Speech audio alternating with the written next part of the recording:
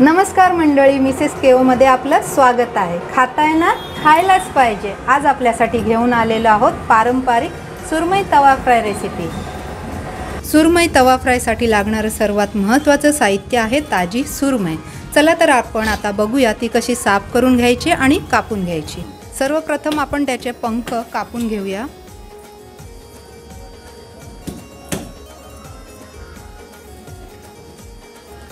आता आपण पोटाकडचा भाग पण कापून घेऊया आणि साफ करून घेऊया। आता आपण बघूया पोट कसं साफ करायचं ते। आता पोट साफ झाले। सुरमई कापताना आपण त्याचे सरळ काप पण करू शकतो। आता आपले हे सरळ काप कापून झालेले आहेत। आपल्याला जर हे काप मोठे हवे असतील तर सुरमईला आपण तिरकी करून पण मोठे काप कापू शकतो।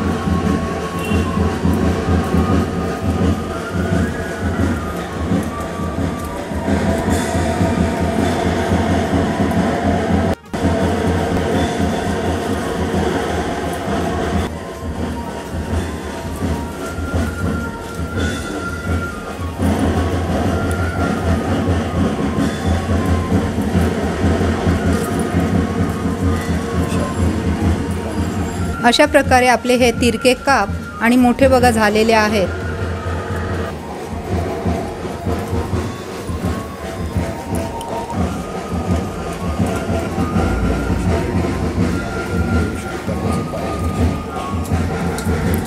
जर तुम्हाला हवे असतील तर बाजारातून सुद्धा तुम्ही असे तिरके काप काढून घेऊन येऊ शकता।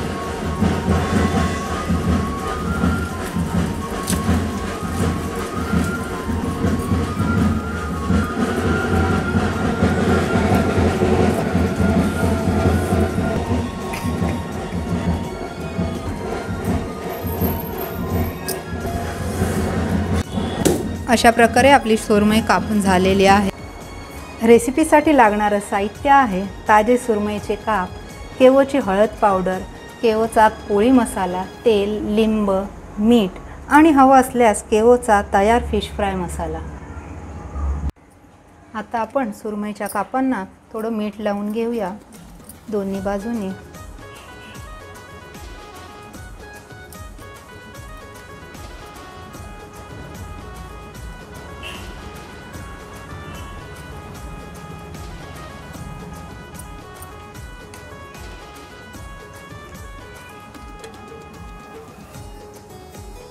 अशा प्रकारे मीठ लावून झालेला आहे। त्याच्यावर आता आपण लिंबाचा रस टाकूया।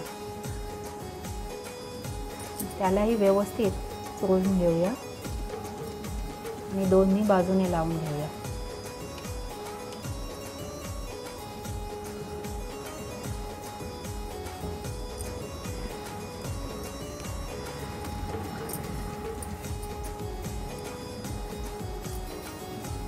अशा प्रकारे लिंबाचा रस आणि मीठ लावून झालेला आहे।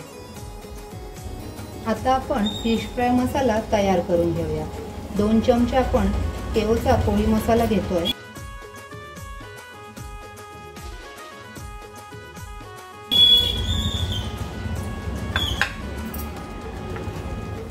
एक चमचा आपण केओची हळद पावडर घेतोय।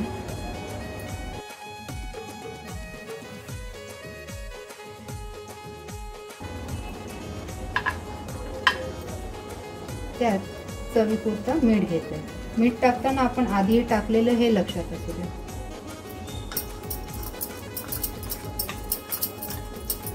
अशा प्रकारे आता आपण ते मिक्स करून घेऊया।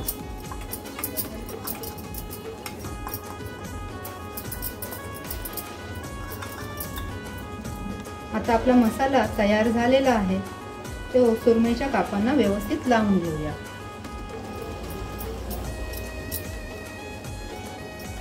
दोन्ही बाजूने लावून घेऊया।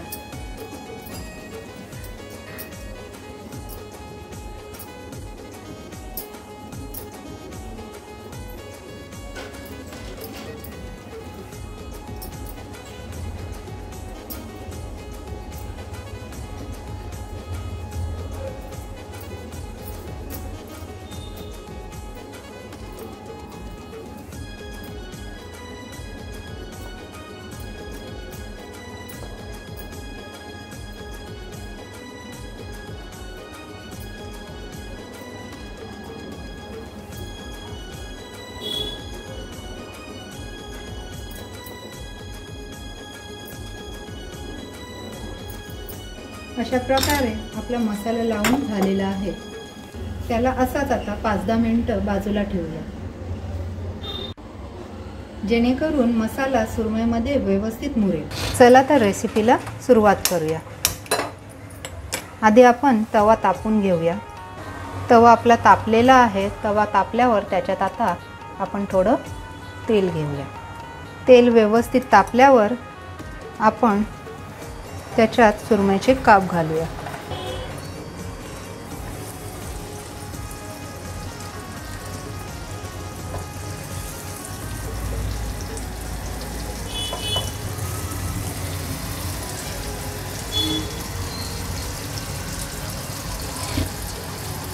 आता आपण गॅसची फ्लेम थोडी स्लो करून घेऊया. सुरमईची एक बाजू 3-4 मिनिटांनी झाल्यावर त्याला पलटून घेऊया.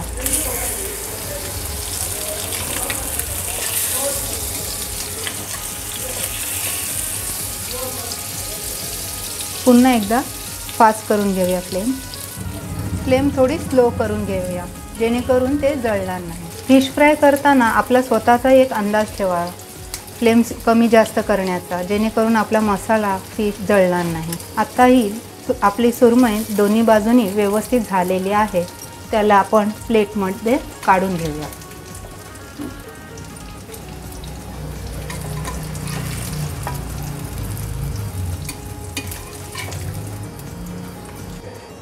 चला तर मंडळी, आपला सुरमई तवा फ्राय गार्निश करून तयार आहे.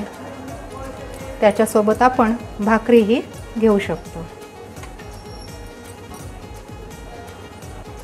सुरमई फ्राय आणि भाकरी उत्तम कॉम्बिनेशन. आम्ही आशा करतो की रेसिपी तुम्हाला नक्की आवडली असेल.